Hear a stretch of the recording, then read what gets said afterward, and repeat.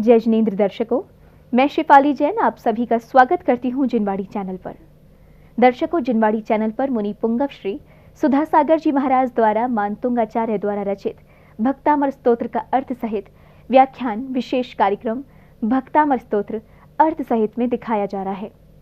दर्शकों, इस कार्यक्रम का मुख्य उद्देश्य भक्तों में स्तोत्र के वाचन और अनुसरण से आत्मबल और आत्मशक्ति प्रदान करना, जिसकी आवश्यकता वर्तमान समय में अत्यधिक है। दर्शकों, इस कार्यक्रम के माध्यम से मुनिवर ने भक्तों को भक्तामर स्तोत्र के महत्व से परिचित करवाया और बताया कि यही एक कल्याणकारी स्तोत्र है जिससे किसी भी प्रकार की विपदा से मुक्ति पाई जा सकती है। और आज हम सभी को एक बार फिर गुरुवर के निर्देशन में संपूर्ण भारत स्तोत्र का जाप करने का सौभाग्य प्राप्त होगा। तो अब विलंब देखते हैं आज का धर्म प्रभावी और कल्याणकारी एपिसोड। भगवान के नाम से नहीं कह रहा हूं। आज सुगंध दशमी व्रत किसके नाम से जाना जाता है? जब भी सुगंध दशमी व्रत करोगे कौन की कथा पढ़ोगे? दुर्गंधा की, सुगंधा की। क्या किया उसने कि अनादिकाल की कथा थी दशमी, अनादिकाल की कथा थी दशमी।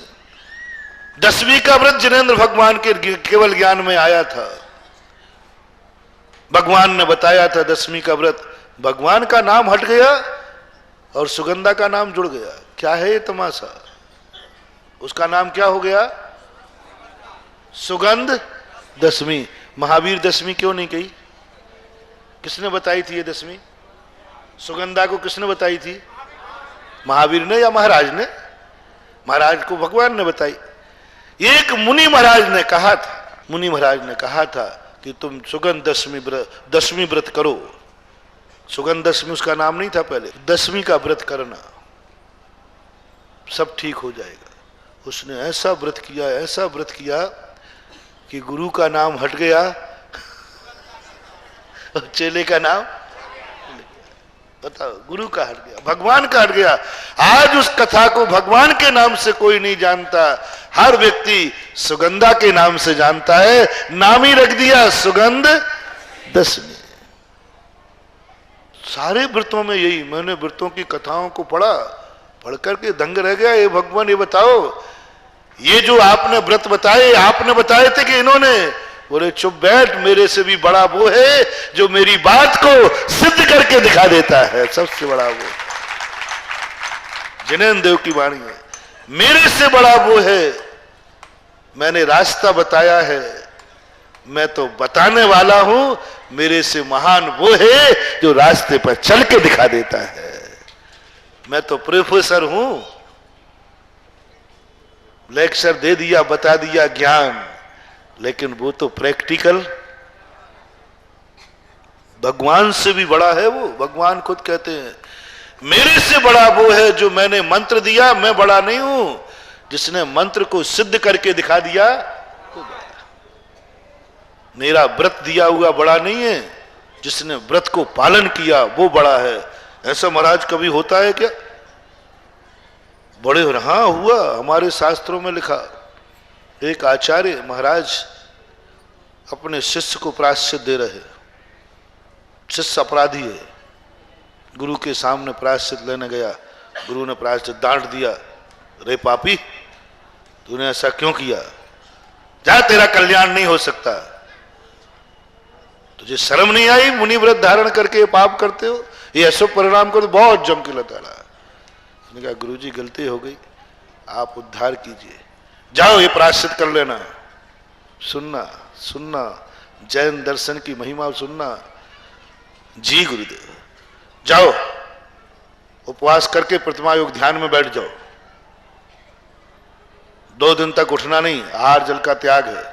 जी गुरुदेव, धन्य हो गया, इतने ही में निपट गया। उसने ये नहीं कहा गुरु जी 2 दिन 1 दिन कर दो ना, जैसे तुम दुकान पे करते हो। 1 दिन कर दो गुरु जी, गर्मी बहुत पड़ रही, कल अंतराय भी था, थोड़े कर नहीं, धन्य हो गया, इतने ही में निपट गया, बस। सुनना बहुत मालूम बात, बड़ा छोटा कैसे हो रहा है और छोटा बड़ा कैसे हो रहा है। वो जाके ध्यान में बैठ गया। धन्य है गुरुदेव, आपने मुझे इतने में तार दिया, मेरा पाप कट गया। ध्यान में बैठा, उधर गुरु सोचते हैं मैं सुधारने में लगा हूं, ये तो सुधर गया। मैं शुद्ध करने में लगा हूं, ये तो शुद्ध हो गया। मैं कहां लगा हूं सुधारने में, मैं कहां सुधारने में लगा हूं और ये तो सुधर गया। और ऐसा भाव जागता है, ऐसा बहुमान जागता है उस शिष्य के प्रति, ऐसा बहुमान जागता है। ये सुधर रहा है, मेरा चेला है। ध्यान में बैठ गया, मेरा चेला है। शुद्ध होने में लग गया, मेरा चेला है। और मैं गुरु बनकर बैठा हूं सुधारने में। ऐसी टीस आती है, इतने लघु हो जाते हैं, इतने अकिंचित कर हो जाते हैं, वे महागुरुराज पीछे उठाते हैं और जहां वो शिष्य ध्यान में बैठा है उसकी 3 प्रदक्षिणा लगाकर साष्टांग नमोस्तु करते हैं। साष्टांग नमोस्तु करते हैं। कौन कर रहे हैं? किसको? हाँ, कौन हो गया बड़ा यहां? वो बताने वाले थे, ये चलने वाला है। बताने वाले से करने वाला बड़ा होता है। एक बता रहे हैं, भगवान कहते हैं मैं तो नमोकार बता रहा हूं, ये तो सिद्ध कर रहा है।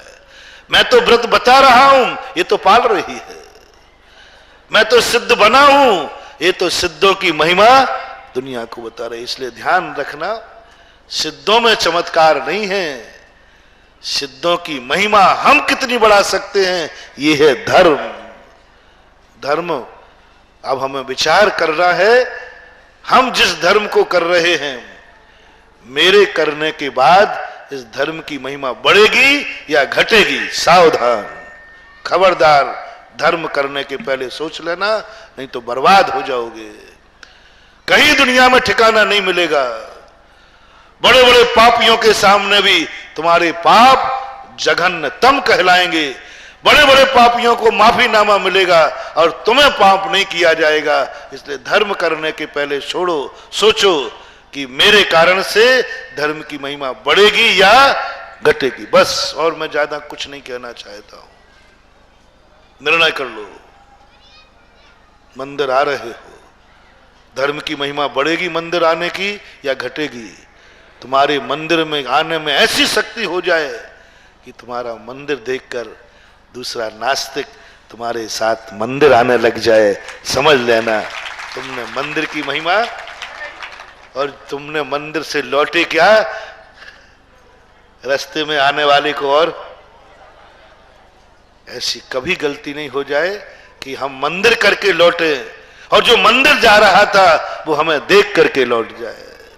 हमारे साथ में कोई आ रहा है, हमारे पीछे कोई आ रहा है। जो क्रिया मैं कर रहा हूं वो क्रिया मैंने एक बार कहा था ना, मैंने उसकी दादी ने घर में चर्चा की कि आज मैं महाराज से शोध का नियम लेके आऊंगी। तो बच्चा पहले से आ गया, बोले महाराज जी मेरी आपसे विनती है, मेरी दादी आज सोदा का भोजन करने के लिए आएगी।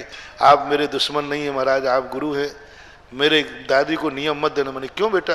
बोले नहीं महाराज, मेरे घर में बड़ी शांति है, बड़ी शांति है, इतना बढ़िया अच्छा है, आप ये नियम मत देना, नहीं तो मेरा घर महाभारत हो जाएगा, मेरे घर में महाभारत हो जाएगी, कलह हो जाएगी।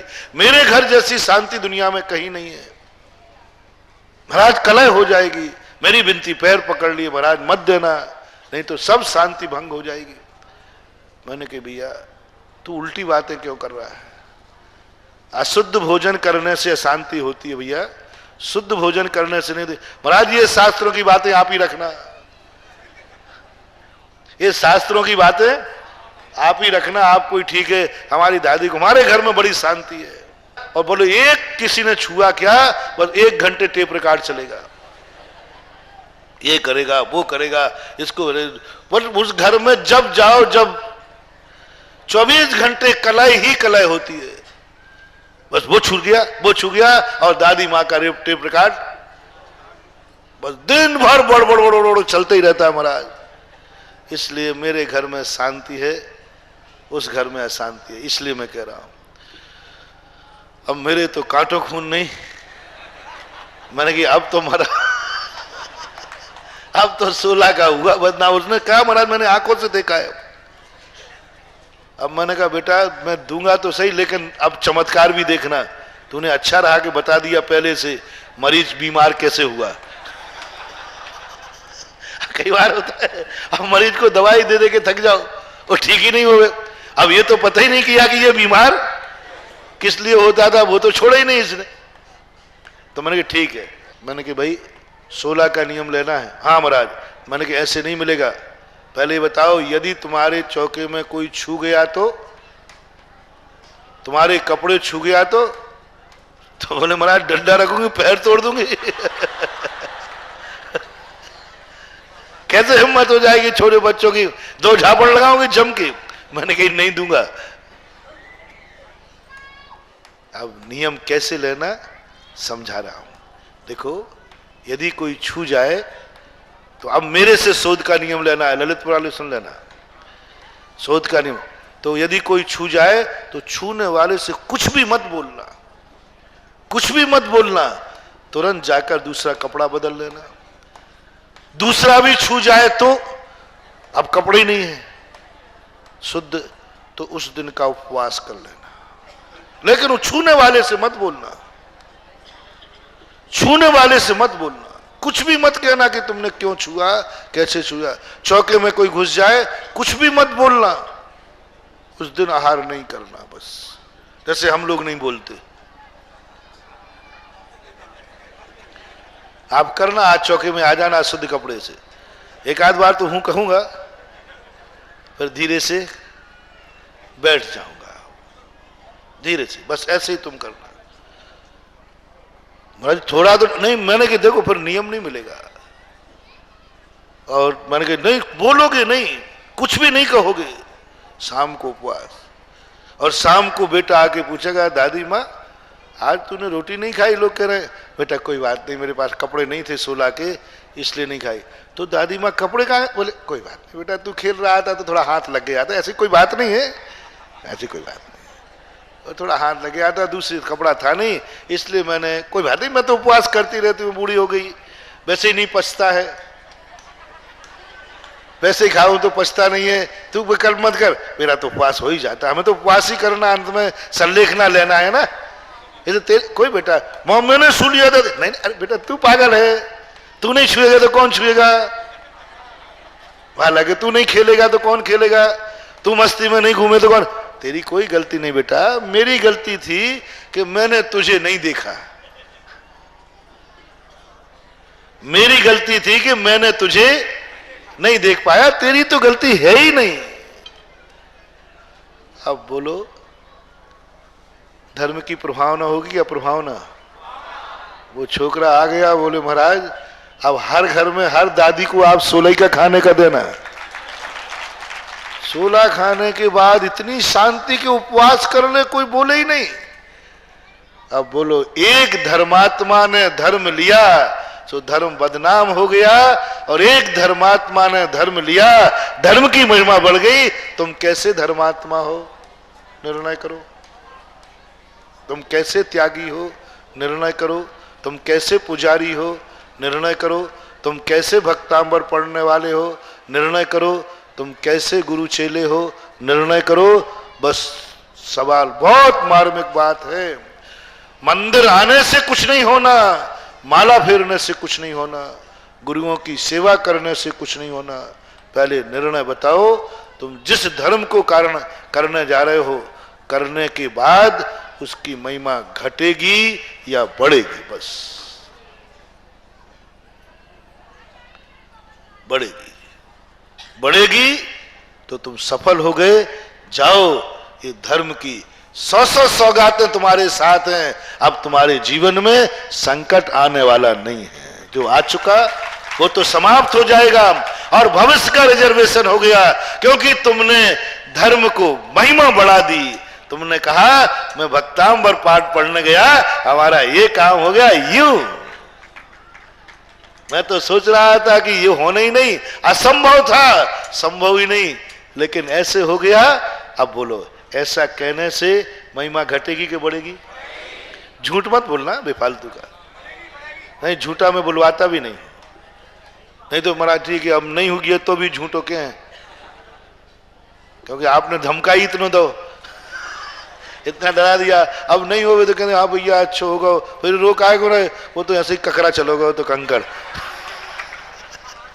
नहीं, झूठ मत बोलना, झूठ बोलने से कोई फायदा नहीं है। आंख का आंसू बता देगा कि तुम कुछ छुपा रहे हो। सत्य करो ना दावे के साथ कि मैं धर्म को बदनाम नहीं होने दूंगा। मैंने नमोकार मंत्र की माला उठाई है, कौन मजाल है कि तू बदनाम कर दे। और यदि तुम्हारा काम ना होवे तो तुम यही कहना नमोकार मंत्र तो सही है, लेकिन मैंने फेरा ही सही नहीं, गलती मेरी है अभिषेक की, गलती मेरी है गंधोदक की, गलती मेरी है नमोकार मंत्र की, गलती मेरी है कि मैंने जिस विधि से कहा था वो विधि नहीं अपनाई। ये मत बोल देना हाँ भैया महाराज की बातों में आके कर तो लिया मैंने, लेकिन कुछ हुआ नहीं, तो धर्म भी बदनाम हुआ, महाराज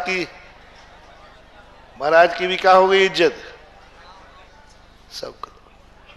और 99% लोग धर्म को बदनाम कर रहे हैं, धर्म बदनाम हो रहा है। ये पाप तुम्हारे माथे पर लग रहा है, इस पाप से बचो, इस पाप से अपनी जिंदगी को बचाओ। बहुत कठिन पाप है ये। सप्तव्यसन आदि छोड़ना, शराब छोड़ना, गुटखा छोड़ना और भी अन्य पाप छोड़ना कोई बड़ी बात नहीं है। ये पाप तो छूट रहे हैं, बहुत छूट रहे हैं। हमें तो सभा के ऊपर, मैंने पहले ही कह दिया, मुझे सभा के ऊपर विश्वास है कि अंजन चोर जैसे पापी हमारी सभा में नहीं है। सब छोड़ के बैठे हो, मुझे विश्वास है। स्वप्न में भी नहीं आते ऐसे पाप, मुझे यह भी विश्वास है। लेकिन वेदना यह है कि तुम इनसे भी बड़ा पाप कर रहे हो। जिस धर्म को कर रहे हो उस धर्म की महिमा नहीं बढ़ा पा रहे हो। उस धर्म की महिमा बढ़े तुम्हारे नियम लेने के बाद। इसलिए समंत्रभद्र महाराज ने सम्यक दर्शन के 8 अंगों में 7 अंग कहने के बाद कहा अभी नहीं विश्वास है कि तू सम्यक दृष्टि है, अभी नहीं विश्वास। तू जो धर्म कर रहा है, तू जिस धर्म पर श्रद्धा कर रहा है, मुझे विश्वास नहीं है कि तू सही है कि नहीं। तो कैसे करें? तुम्हारे धर्म की क्रिया को देखकर क्या दूसरा प्रभावित हो रहा है?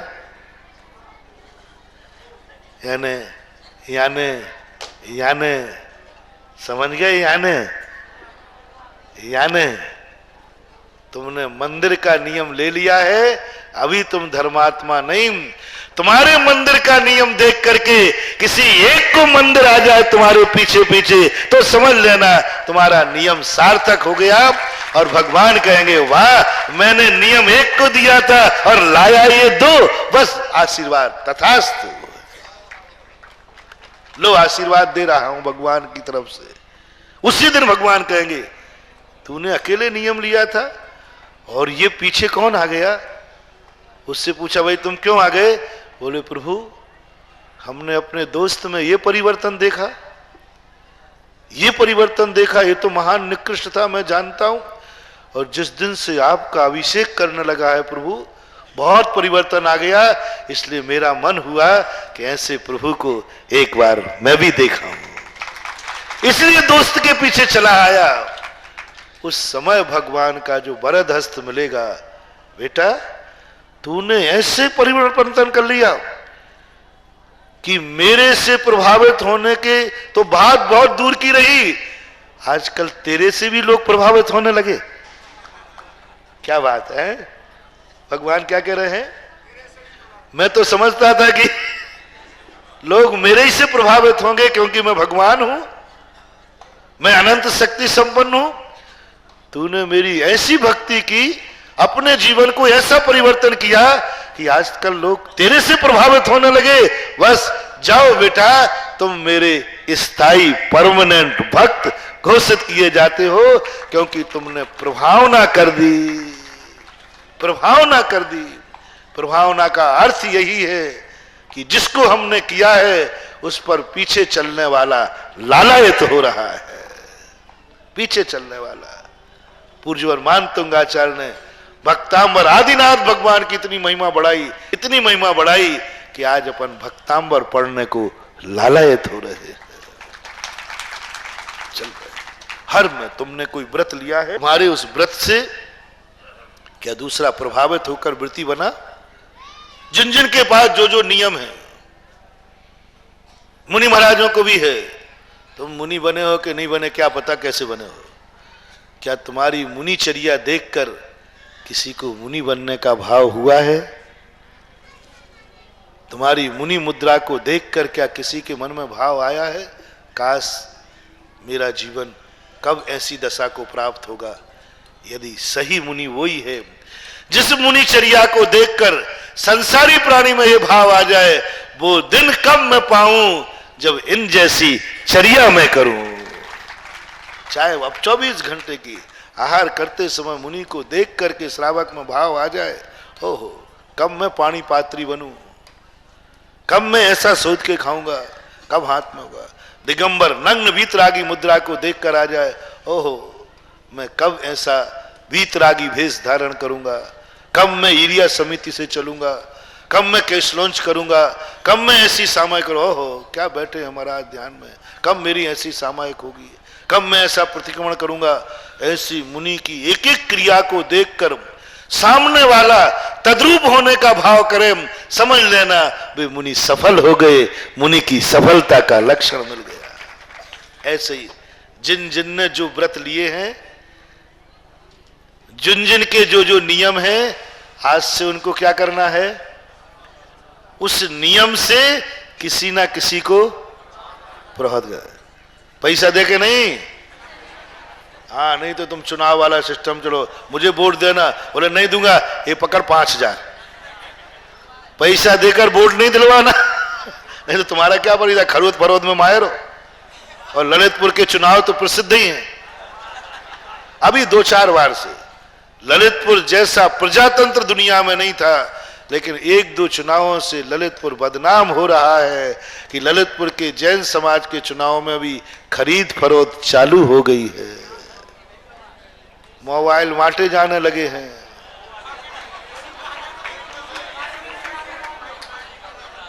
है ना, मैं तो धुआं में लाठी छोड़ता हूं और खुसर फुसर सुनता हूं। मैंने तो यूं मोबाइल कही हाथ तो सुने और यार मामला सही है। देखो ऐसे पकड़ में आते कि भाई मैंने तो यूं कहा ना, और तुम लोग कैसे हो गए, आपसी में एक दूसरे को मुंह देखे। महाराज को पता चल गया और मुझे पता ही नहीं था, मैंने तो धुआं में फेंका। खरीद फरोख्त चालू हो गई, नकली वोटें डलवाना चालू हो गई, फर्जी वोटें। थोड़ा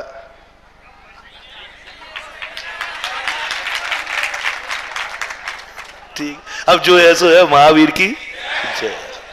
ऐसी नकली वोटें हमें नहीं चाहिए, खरीद फरोख्त करके नहीं चाहिए कि तू क्या बेटा भैया मैंने मंदिर जाने का नियम लिया है, आशीर्वाद जब तक नहीं मिलेगा जब तक एक और नहीं आएगा, मैं तुझे 2000 रुपया महीना दूंगा, भाई तू मेरे पीछे अभिषेक करने चलना। ऐसे नहीं, सर्वज्ञ हैं, सब जान जाएंगे कि खरीद के लाया है या अपने आदर्श, अपनी चर्या, अपनी महिमा। ऐसी भक्ति दिखाओ, ऐसी भक्ति दिखाओ कि जिस मंत्र को हाथ में छू ले वह दुनिया में चमक जाए और वो तुम्हारे नाम से जाना ना लगे। जो भी व्रत तुम लिए हो तुम्हारे नाम से जाना लगे, लोग तुम्हें कसौटी बना ले। बोले मंदिर जाने से क्या होता है, बोले क्या पूछते हो, फलाना चंद गया था देख लो उसके हाल है। पहले अभिषेक नहीं करता था और अभिषेक करने लगा, देख लीजिए। आप प्रमाण मानते हैं कि अभिषेक करने से क्या होगा, फलाने चंद को देख लो, अभिषेक के पहले क्या था और अभिषेक करने के बाद क्या है। ओहो, लोग तुम्हें कसौटी के रूप में पेश करने लगे, लोग तुम्हें प्रमाणता के रूप में प्रवेश करने लगे, लोग दलील देने लगे। उसी दिन समझ लेना अब मेरा धर्म सफल हो गया। बस ऐसा व्रत पालो, ऐसा नियम पालो कि तुम्हारे कारण से हर नियम महिमा को प्राप्त हो जाए। ऐसे लोग मंदिर आवे। इसलिए मैंने कहा, इसलिए मैंने 3-4 दिन से टाइम ले रहा हूं, इसलिए ले रहा हूं क्योंकि मुझे डर है कि मेरा भक्तांबर बदनाम न हो जाए। 2 लोग कम आए तो आपत्ति नहीं है, लेकिन 4 लोग आकर के बदनाम न कर जाएं, ये मुझे चिंता है, क्योंकि मेरे बड़ा विश्वास है, बड़ी आस्था है मुझे भगवान के गंधोदक पर, बड़ी आस्था है भगवान की भक्ति पर।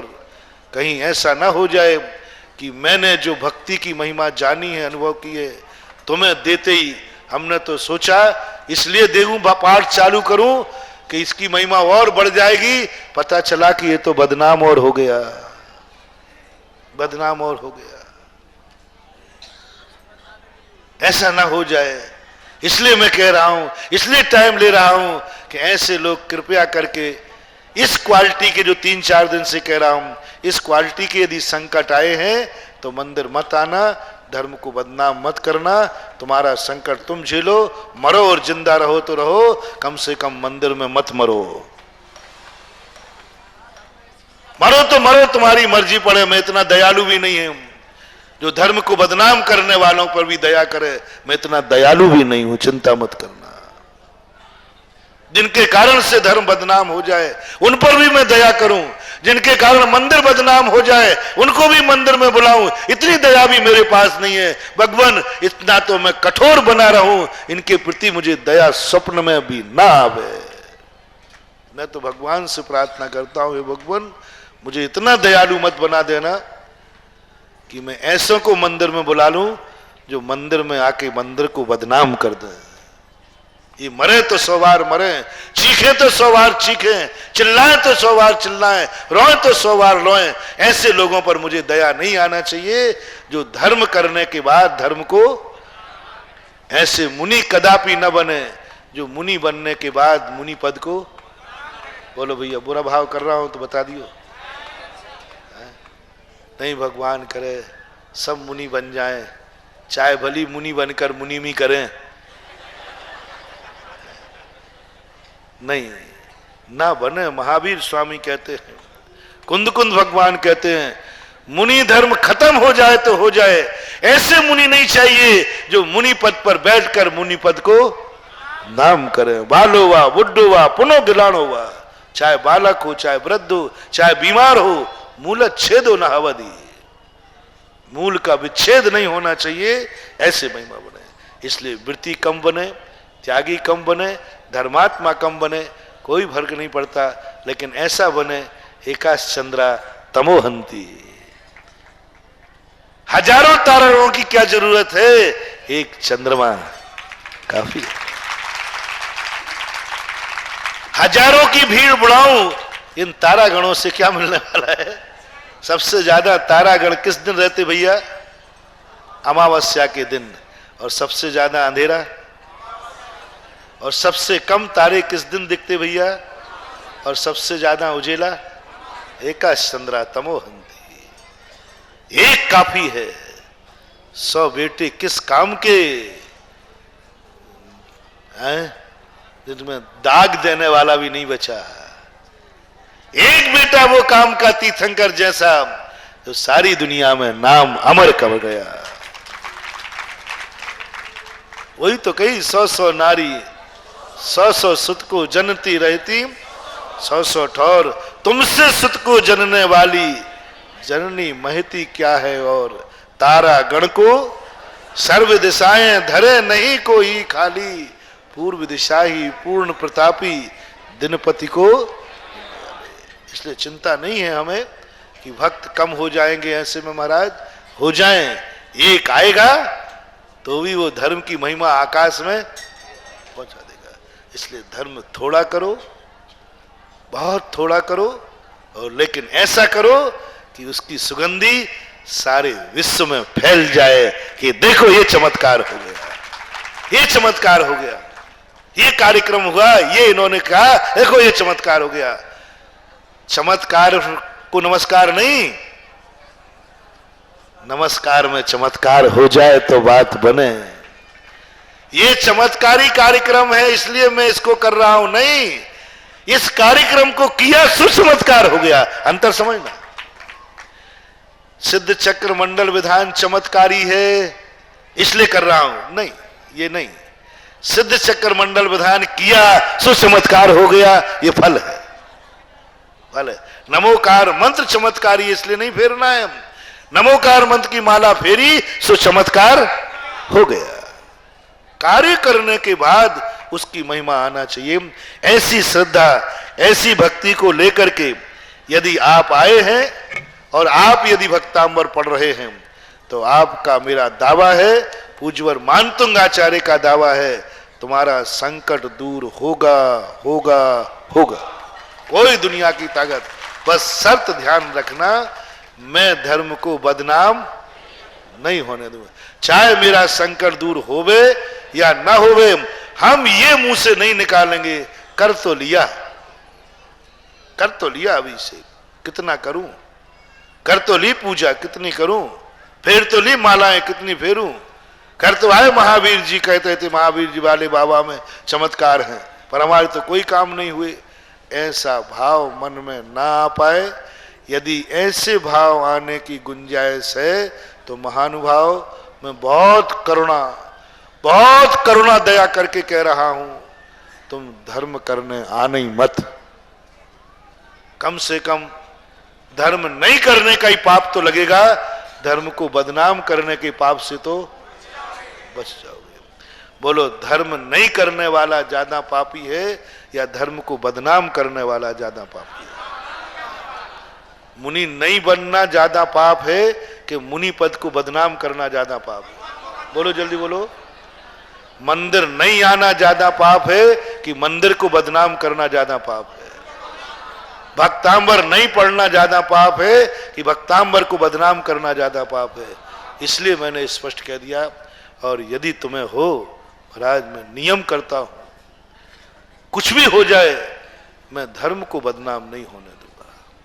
मैं भूखी रह जाऊंगी, उपवास कर लूंगी, लेकिन 16 को बदनाम नहीं होने दूंगा। जिन जिन कारणों से धर्म बदनाम होता है वो कार्य मैं करूंगा ही नहीं। ये हैं वो मंदिर जाने वाले, छान के पानी पीने वाले, जो शराब भी छान के पी जाते हैं, क्योंकि तो छानने का नियम है ना।